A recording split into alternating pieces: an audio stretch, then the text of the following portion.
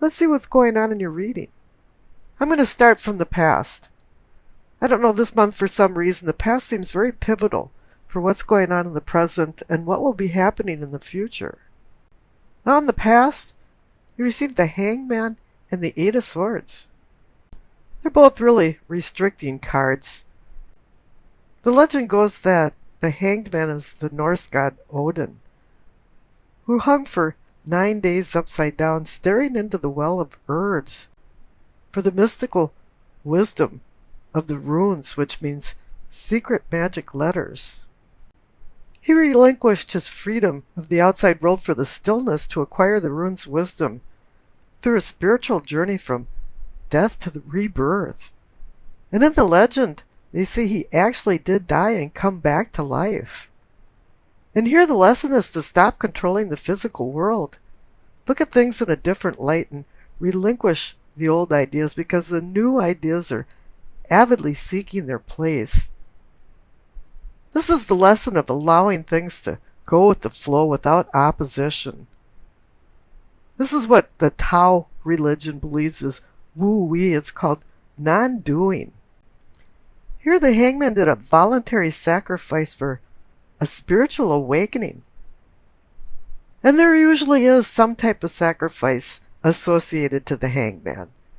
And it's time now to reflect before you make any rash decisions. This is a time to do some soul searching, and personal reflection is very painful. But something threw you into this personal reflection because the clarification card is the Eight of Swords. Something externally or internally ensnared you into a labyrinth because you feel restricted. You've been incapacitated, restrained, trapped, and it feels like you can't escape, but in reality, you can escape at any minute, but you choose not to. It's time to break the chains of personal fears and misgivings that have rendered you helpless and hopeless. And you know you want to change because down on the right from the past cards, for the base of your spine for sourcing and urgings, you see the Chariot and the Eight of Wands. The Chariot is about overcoming opposing forces. He's about discipline, strength of willpower, and going into a spiritual awakening. Having some self-control in order to acquire confidence and facing your challenges head on. It's a movement card. It's a card about going forward, finding your higher self. You no longer want to sit on the sidelines and just be a spectator, because the Eight of Wands is the card of sudden change. And it's usually a positive sudden change. You know, when things weren't going right, and you were always looking around thinking, why me? All of a sudden, everything's happening just the way it should, and it feels very comfortable. And now you know you're in a transition and you're changing. And the Eight of Wands can also be about bringing news and messages, so something that's probably going to be a cornerstone in your change and transition. You might have already heard it, or maybe it's coming. But I think you've already heard it because the card's up above for your sacrum and your pelvic for awakening and arousing. You receive the World card and the King of Cups. Now the World card is the completion card. You're at the end of a cycle. Whatever it is that was holding you back with the Hanged Man and the Eight of Swords in the past, it's no longer part of the program. You've gone through the gauntlet of all of the major arcana cards and came to an end point. And you've earned and learned and you've acquired knowledge now so that you're capable of any challenges that are thrown in front of you. And that's where the Chariot comes in too, because it's time to overcome the opposing forces, and you did. Now that you have the World card, you have the confidence. And the clarification card has given you that confidence too, because you got the King of Cups. The presence of any king assists in acquiring your long-term goals. But here this king is taking turbulent waters and making it tranquil. He's balancing out your unconscious with your conscious. He's controlling your emotions. All of a sudden you have a deeper understanding of yourself. You've gotten to the point where you know thyself. And you're starting to treat yourself with respect and as well other people. You're going to find that there's going to be a dramatic change in how you handle your interpersonal interactions. The King of Cups has taught you to maintain your composure in the midst of a wild sea of difficult situations, for you to find serenity. Now, he might be molten lava on the inside of emotions, but he's stolid and able to handle his emotions on the outside and has self-control. Now, the cards up above for your solar plexus receive the Lovers and the Three of Wands. Here it is now that you can control your emotions. You're able to manifest some deeper emotional bonds and harmonious relationships. And the Lovers card is about making decisions between vice and virtue. And this is where the Chariot comes in, as overcoming opposing forces. You have to make some good decisions. And whatever decisions you made, the clarification card is the Three of Wands. You're being acknowledged for some accomplishments. This is a card also that makes you feel that things are falling into place and making you feel good, just like the Eight of Wands down there for sudden change. This card is about expansion and movement, just like the Chariot is. But there's a few problems and storm clouds over the horizon, because the center cards are the Page of Swords and the Knight of Pentacles. Now, the Page of Swords is a very clever, charming, intelligent, but very immature person. Page brings ideas, and a Knight launches these into action. And once you get some experience, then the Queen brings further understanding, and a King brings you to attaining these long-term goals, as I mentioned for the King of Cups. But here you're back with some immature feeling energy. And the Page of Swords can be a very undercutting card. He's the kind of guy that when he walks into a party, everybody goes, oh no, he's here again. Because he uses words against people. He's a spy master. He listens to what people are saying and then passes it along as gossip. And it can be very hurting gossip. But now the Knight of Pentacles is saying, slow down. The Knight of Pentacles is he just trots along and acquires things as he goes. And he slowly acquires wealth, health, well-being. And down on the bottom right for the throat for communicating and teaching, you receive Temperance and the Two of Wands. Now, Temperance is saying, whoa, put a halt on this Page of Swords thing. Slow down. Use the Knight of Pentacles idea of just acquiring things slowly and being very mellow. And the Two of Wands is making plans. You've made some plans. And up there on the top for the solar plexus, you found the Three of Wands.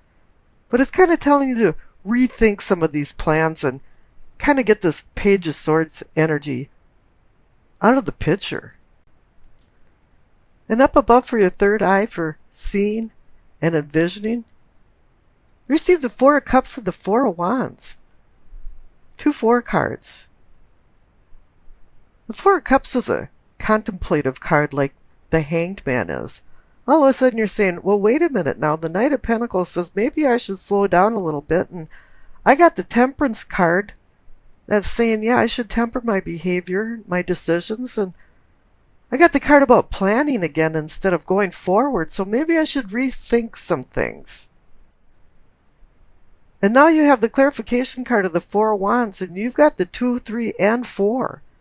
But the Four of Wands is saying, yeah, this is another celebration card, is saying, yeah, you've made some success. This is like a rites of passage card for some type of accomplishment, graduation, anniversaries, weddings.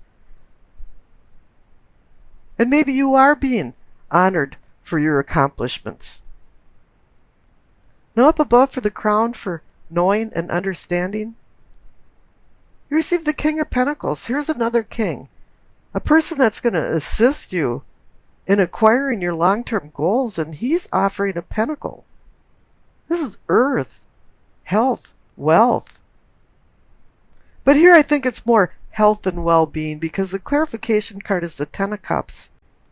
The card with the rainbow of cups, so you can glimpse a little bit of heaven over the rainbow. It's a card about happiness and contentment. And typically, happiness in your family and home. And here you receive the Lover's card over the solar plexus for deepening your emotional bonds and having more harmonious relationships. How wonderful. Now we've discussed the past and some of the restraints involved in it. Let's skip over to the future. You receive the King of Cups again and the Ace of Swords. So now you receive the King of Cups in your spiritual awareness. And it's telling you that you had a spiritual awakening. Whatever happened with the lack of emotional control with the Page of Swords is now history. In the future, you're going to be commanding your emotions and the relationships with other people. Now the Ace of Swords is indicating that it's been a long and hard journey to get where you're at for a new beginning. Because the King of Cups over on your unconscious side was conjoined with the World card. And here in your future now, the King of Cups is conjoined with the Ace of Swords, a new sword reality beginning.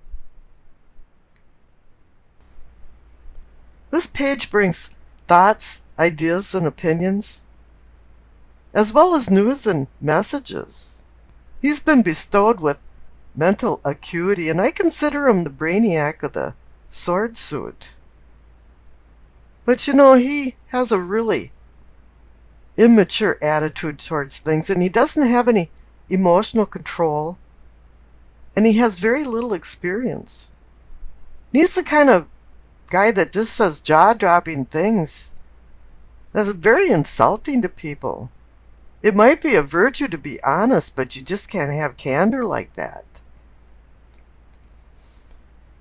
He wants you to reevaluate your goals to make sure that they're realistic. But then again, he'd prefer to ask forgiveness before he would go ahead and just ask permission to do something. As with all of the sword suits, though, there's two edges to a sword, and the negative side of this is that there can be some acts of deception. And he's kind of a spy master kind of guy that runs around and tries to get information on people, dirt on people, so he can start rumors and gossip. That can be very injuring and harmful to other people. And at times he lacks diplomacy. He really isn't the kind of guy that you want as a neighbor or a co-worker. You know, when he walks into a party, and as usual, uninvited, everybody goes, "Oh no." Now the Emperor is completely opposite to that. He's the mature man, or the patriarch of the family, that organizes things and puts things into structure. Makes sure everybody has responsibilities. And then sets rules and regulations for boundaries. So everybody knows what's going on and they're on the same page. You know, the Page of Swords and the Emperor is kind of like the satire of the devil and the angel on your shoulders, and the Page of Swords is saying, just go for it, the hell with everybody else, and the Emperor's going, no, you have to make some considerations. Now the Emperor has emotional control, and the Page of Swords is just learning how to deal with emotional control. Now, so it's up to you and your free will which persona you would like to take, the Page of Swords or the Emperor. And it seems like This week, maybe you're vacillating in between both of them. You can be this immature child one minute and be this really mature man or woman the next. Whatever you decide this week, you're going to be moving from more turbulent waters to more tranquil waters because you received the Six of Swords. So hopefully you're moving from the Page of Swords persona to the Emperor's posture. Whatever it is, the Six of Swords is telling you it's time to plot a new course of action. And think about where you've been and what you're doing now and where you want to go in the future. And this card is here to help you with a seamless transition of change.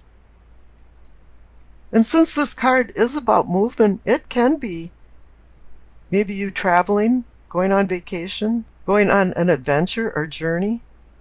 But this doesn't have to be a physical journey. It can be a journey of the mind, too, and your thinking and mental acuity. Because the swords does mean mind, and it means mind over matter. And really, you have to decide what matters to you in your life. Now, I rolled the dice, and you received Capricorn, the moon, in the 11th house. Now, with the moon in the 11th house, it makes me think of the Beatles song, Need a Little Help from Your Friends. Because that kind of sums up your emotional fulfillment that comes from this week. It's from friends and family and their support. You figure that there must be an easier and better way of doing business. That's why you've got the Six of Swords there, because you want to move on. And you're seeking out these new ways with the Emperor by your side. And you figure, well, realistically, you can't do all this alone, so you're going to take the me attitude and add we into the party because of the 11th house. It's a house of networking and other people. Your inquiring mind wants to know about many things this week, and you feel the need for opinions and feedback from others because you're really not too sure what to think. And I can see that when you're straggling the line between the Emperor and the Page of Swords, you're not sure what to think. However, even though you canvass and ask people for their opinions, sometimes you just don't agree with their opinion, and then you become really mouthy with them like the wily Page of Swords. And you become insulting. So then, the teamwork goes back from we to me. By the end of the week, you might not feel like you've completely resolved all the issues that you canvassed. But that's no big deal. Next week's another week.